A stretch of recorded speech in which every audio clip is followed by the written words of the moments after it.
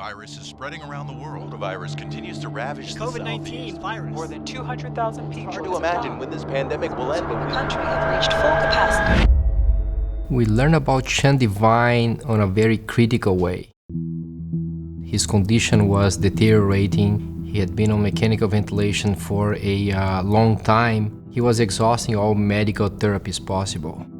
They reached us to discuss the possibility of considering Sean for a lung transplantation. If by the time no decision was made, we could have a catastrophic outcome. Hearing that a physician was under the same situation, that became a very shocking and became very real, because I literally was seeing myself in that bed and seeing how, with the pain and the discomfort and the uncertainties and everything that's going on, and could be any of us undergoing the same situation. So that was very shocking for me personally. Felt like it was one of our own colleagues that was in the battlefield trying to help the patients that had come down with this terrible disease. It hit close to home that it could be any one of us that this could happen to. We had a very narrow window to act and bring him here and brainstorm of the challenges he had, and also be able to give reassurance to his wife, who was desperate and was asking us for a last chance that he didn't have otherwise. And we decided to bring him here and then see if we can make him a possible transplant candidate. When the University of Florida accepted him, it was a very rapid kind of process from there on. He was medevaced from Pennsylvania, and I watched them roll away.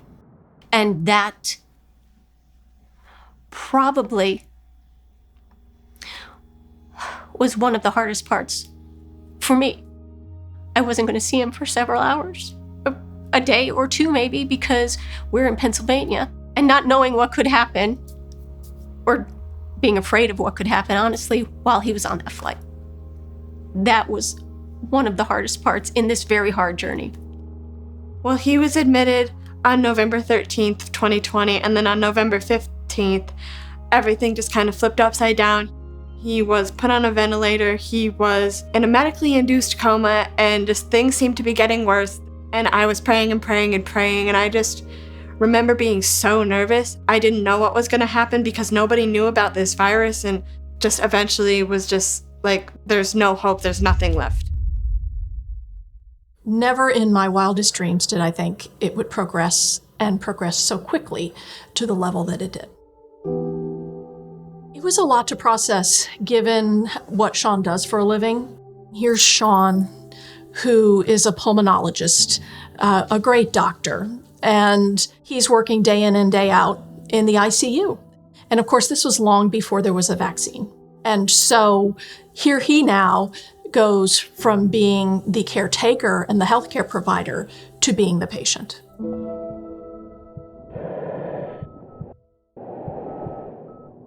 I contracted COVID in November 2020. It felt like a common cold initially, however, progressed to the point that I called my wife. I said, I need to go to the hospital. So she brought me to the hospital, and I don't remember much after that. I was placed on sedation in Pennsylvania, and I woke up 6 weeks later in Florida. I had no idea where I was, completely disoriented. On his case, he was in a very, very severe, debilitated state to a point that I didn't even know if he was there when I was talking to him. Being diagnosed with COVID, you cannot predict what will happen to you. You just have to wait for days and days. Usually younger, healthier people do well, but we see over and over that people that are marathon runners and healthy, athletic people are still come down with severe disease, or their lungs are still devastated, or they get multi-organ failure because of the virus.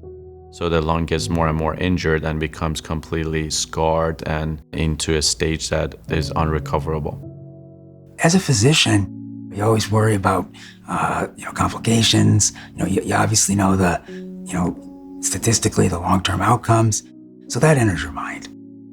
There was one day when the pandemic was really getting tough that myself and my wife got home, and then we just look at each other and discuss what's going to happen if both of us get COVID. I mean, I'm a thoracic surgeon treating patients with COVID. My wife is a pediatric intensivist treating patients with COVID. So who's going to take care of our kids? And at that moment, there was no one else.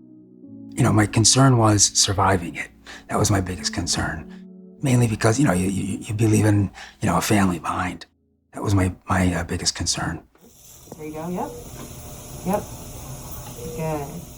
A lot of times when people think of rehab, they think after surgery, you know, you broke your leg and now we're gonna get you back home. Well, in this particular case with Sean, and we see quite a few pulmonary patients, they actually need rehab beforehand to be strong enough to even make it through the surgery and then progress afterward.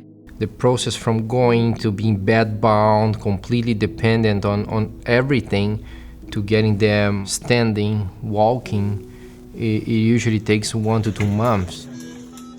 Physical therapy in the hospital is very different. A lot of people don't even know that we're here. We're really trying to get them up out of bed, strengthen them, get them ready to either go to rehab or go discharge home. We push these patients really hard. Not only are they in pain, but they feel like they can't breathe, and they can't because the machine's doing it for them. It's a lot for a family member to see their loved one go through. But Liz was there and she was very supportive. Being married to a physician actually benefited me. As I spent time in the ICU, I saw other families that were being overwhelmed by machines and jargon and things like that, which that, for me, was not a piece of the stress of the whole situation.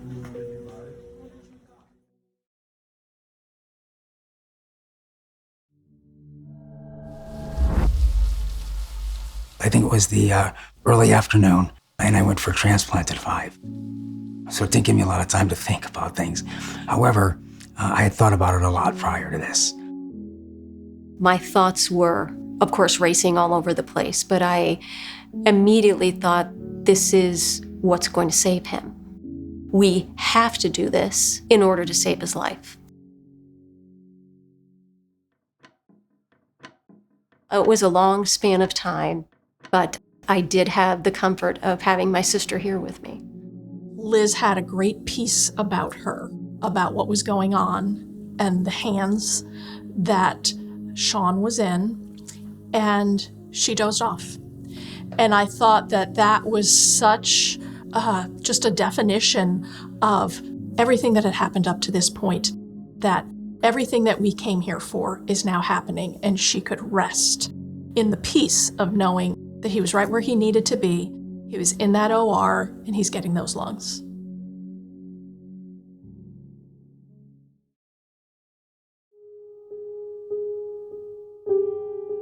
I actually feel very good. The most difficult part is actually physical therapy because my muscles were atrophied significantly. You know, when I work out, they get sore easily. But I can walk, I can talk, and, you know, it has obviously changed my life. At the same time, it reinforced my outlook on life. You can be serious, but you also have to be upbeat and happy in life.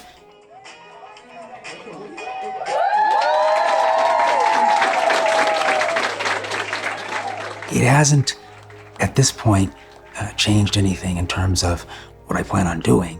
I do plan on returning to work. You know, whether I change the focus at work remains to be seen. It depends how I feel and the needs that exist. Hey, John. Really miss you. It's really quiet.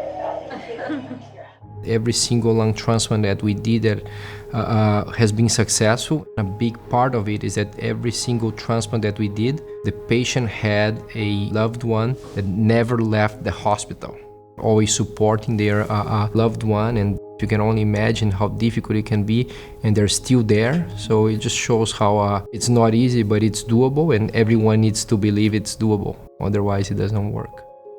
To see how our family, the Devine family, and the UF Health family celebrated Sean. That's what the human experience is all about, is having relationships that you can be with that person and show them LOVE.